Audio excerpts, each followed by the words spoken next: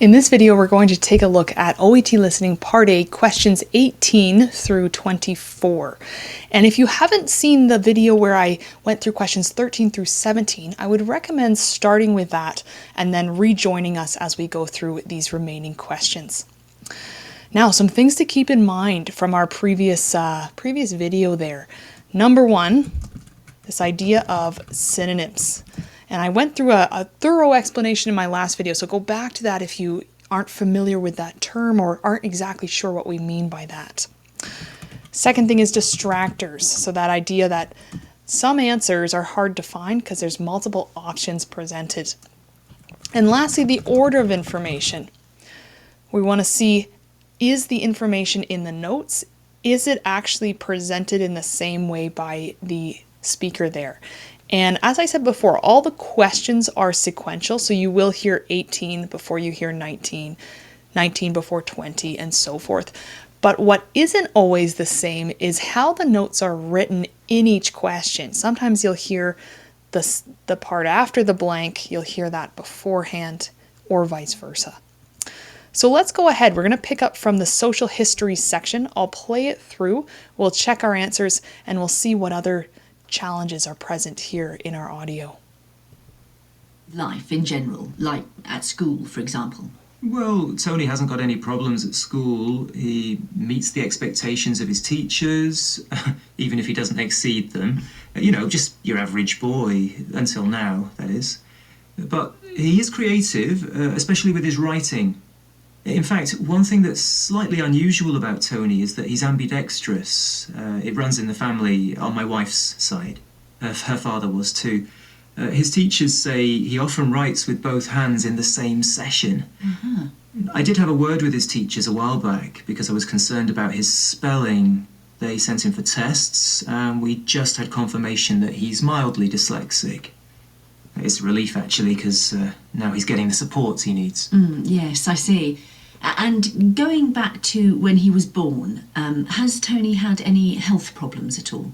He arrived late, well past his due date, at over 2 weeks late, and the labour didn't go as planned. My wife was induced, and Tony seemed to react badly to the stuff she was receiving intravenously to bring on labour. In the end, he was born by caesarean because he was in distress. Then he had an infection and needed a course of antibiotics. They began that immediately, and he was on them for 5 days. They both had to stay in hospital because of it. But other than that, he breastfed well and was a happy baby, even if he did have a touch of jaundice. That soon disappeared without any need for further intervention. I see. And there's been nothing of note since then? Well, there is one thing. About a month after his first birthday, Tony came down with a bad virus.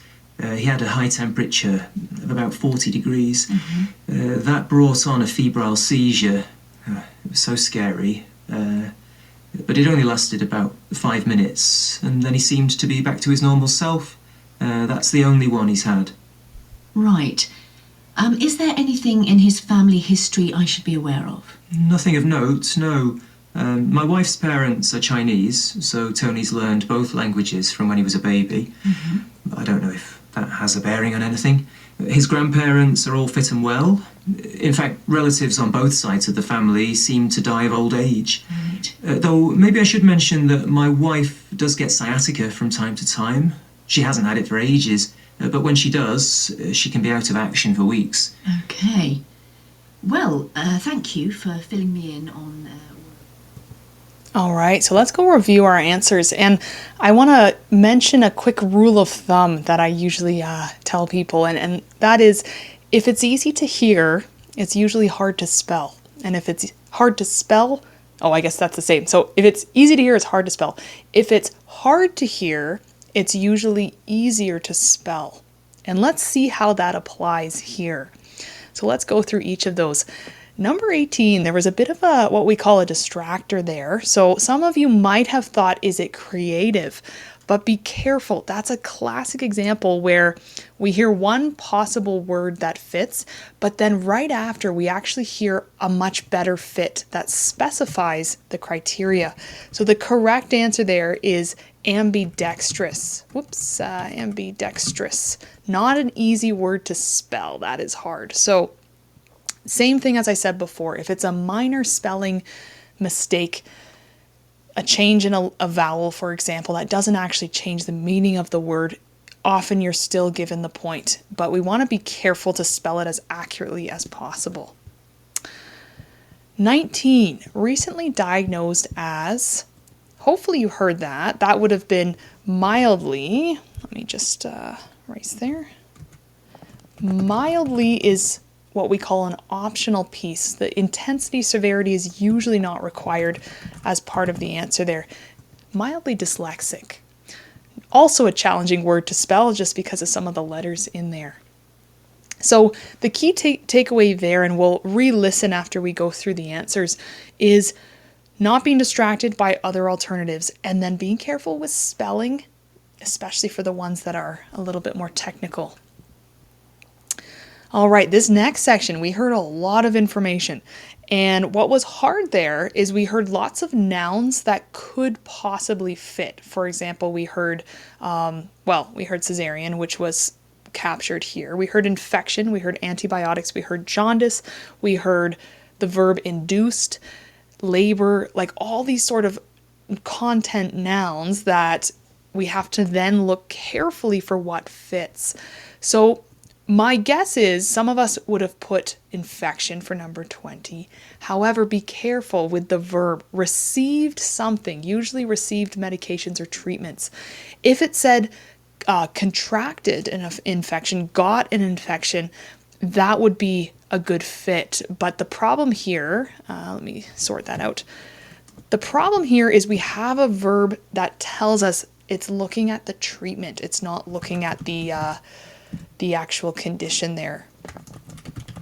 And I've put in brackets there a course of. So the quantity sometimes is optional here, as is this example. The main word is he received antibiotics, right? Antibiotics were received. So that's the key part. If you put a course of, that's fine, but it's not required. And then for the next one, we heard he has a touch of, or he had a touch of, past tense. Phrasal verb, very informal way of saying to have a little bit, right? And the correct answer then for number 21 would be, apologies, just trying to fix that there, jaundice. So the distracting word really in here was infection because it was talked about, however, it doesn't actually fit one of the spaces there. All right, let's go on to 22 and see. So experienced, we didn't actually hear that word. We heard, we'll have to go and double check the exact version. We heard sort of a substitute for that, a one-off. Febrile seizure is the correct complete answer. And we want to be very careful here. So sometimes we need, if it's a descriptor that actually tells us the type, so it gives us key information about the seizure, right? We need that. For example, mildly dyslexic in number 19, often the intensity or severity isn't actually required there. So that's where we want to be really paying attention to what is key content versus sort of extra information that's not required. Number 23, so talking about heritage. Did you hear that one correctly? The answer is Chinese. So let's type that one in. Usually, nationalities are usually capitalized. They're not strict here, though. If you didn't put a capital, that's okay. But just keep that in mind. Proper nouns, names of people, places are usually capitalized there in terms of heritage and cities or whatnot. And lastly, so we had some distractor information about the grandparents and their state, right? We heard some of that first. Then we heard about his wife. So we heard that synonym there. And what was the answer for that? Well, it should have been sciatica. And this is back to the rule of thumb. If it's easier to hear it's often harder to spell. So watch out for those silent letters. Let me just double check my own spelling. Yeah, it's not an easy one. And we have some examples, also silent letters. Pneumonia is another example. Pay attention to those sort of words, because when we're listening, we're trying to follow. Often the spelling is not the priority as we're going through. So how did you do on those? Did you catch all of the pieces there? Did you get lost in this section, or were you able to follow that? Let's go back, let's listen one more time, and I'll go through it again, pointing out some of those synonyms, distractors, and any swapping of the order that made this especially challenging there. So give me a second, let me find that spot in the audio. To lie down for a bit. Let me see a little bit further. To cope Okay, here we go. with life in general, like at school, for example. Well, Tony hasn't got any problems at school. He meets the expectations of his teachers, even if he doesn't exceed them. Just your average boy, until now, that is. But he is creative, especially with his writing. In fact, one thing that's slightly unusual about Tony is that he's ambidextrous. It runs in the family on my wife's side. Her father was too. His teachers say he often writes with both hands in the same session. Mm-hmm. I did have a word with his teachers a while back because I was concerned about his spelling. They sent him for tests, and we just had confirmation that he's mildly dyslexic. It's a relief, actually, because now he's getting the support he needs. Yeah. Pause for a second. So a couple things there. We talked about the creative being a distractor. Also notice how family members are often substituted. So we don't hear maternal grandfather, right? We heard a rephrasing of that. Later on with mother, we heard him reference his wife, right? So expect that sort of simple substitution.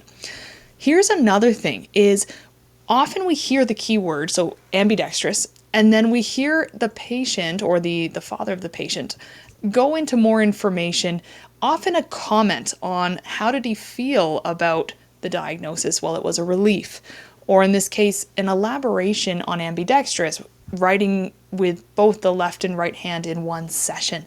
So think back, if you watch my very first video with note taking, when we're listening out for key information, we need to sort what is essential to the meaning, what is a summary versus what is additional detail, elaboration, which is completing the picture but isn't actually the key parts we're focusing on. And I find it's easy to get lost in the descriptions, the elaboration, but we should be having that keen ear for the kinds of words like this, right, that keep us on track with the story. And we should expect the patient to go into those details just naturally by way of telling that story. So let's see how that also plays out in the rest of this audio. I see. And going back to when he was born, has Tony had any health problems at all? He arrived late, well past his due date, at over 2 weeks late, and the labour didn't go as planned. My wife was induced, and Tony seemed to react badly to the stuff she was receiving intravenously to bring on labour. In the end, he was born by caesarean because he was in distress. Then he had an infection and needed a course of antibiotics. They began that immediately, and he was on... Had an infection and needed a course of antibiotics. So listen carefully as you're practicing to what's the initial state and what's the result due to that. And in this case, we're focusing on the resulting action, which is receiving those antibiotics. ...them for 5 days. They both had to stay in hospital because of it. But other than that, he breastfed well and was a happy baby. Pause. So back to what I was saying there. Stayed in hospital, breastfeeding well. Notice that that's nowhere in our notes. So that's the sort of elaboration that just completes the story, but doesn't actually tell us what we need to, know for these sort of questions. Even if he did have a touch of jaundice, that soon disappeared without any need for further intervention. Mm-hmm. I see. And there's been nothing of note since then? Well, there is one thing. About a month after his first birthday, Tony came down... Pause. So time phrases, you'll notice this a lot, like instead of 13 months, a month after his first birthday. And that is purely just to get you focused and thinking, following along, right? And so, as we said before, family members, they often substitute names like that. Times, there's often some sort of rephrasing of that too. Bad virus. He had a high temperature of about 40 degrees. That brought on a febrile seizure. It was so scary. But it only lasted about 5 minutes, and then he seemed to be back to his normal self. Couple of things brought on. So again, that's that substitution that I missed the first time for the experienced. So what are we noticing with that? Well, patient lay language, phrasal verbs to bring on something. Notice the same pattern. So he says febrile seizure, then he comments on what he felt about it. That was very scary. And then he comments on the length of time that lasted this, I think, did he say 5 minutes?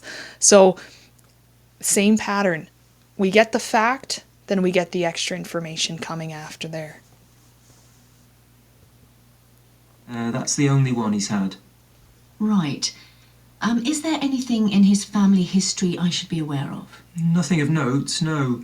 My wife's parents are Chinese, so Tony's learned both languages from when he was a baby. I don't know if that has a bearing on anything. His grandparents are all fit and well. In fact, relatives on both sides of the family seem to die of old age. Right. Though maybe I should mention that my wife does get sciatica from time to time. She hasn't had it for ages, but when she does, she can be out of action for weeks. Okay. Well, thank you for filling me in on... So again, you're distracted there. Grandparents just, they're fit. They tend to die of old age. Not information needed in our case notes, but in there so that you are, as the listener, having to carefully understand what is missing from the notes there. So hopefully that level of analysis helps you. And regardless of the sample test you're working on, you're going to see these patterns. The ones that I've put here, but also the ones we talked about with this elaboration, giving more information. Something interesting, we didn't see a lot of order of information swapping.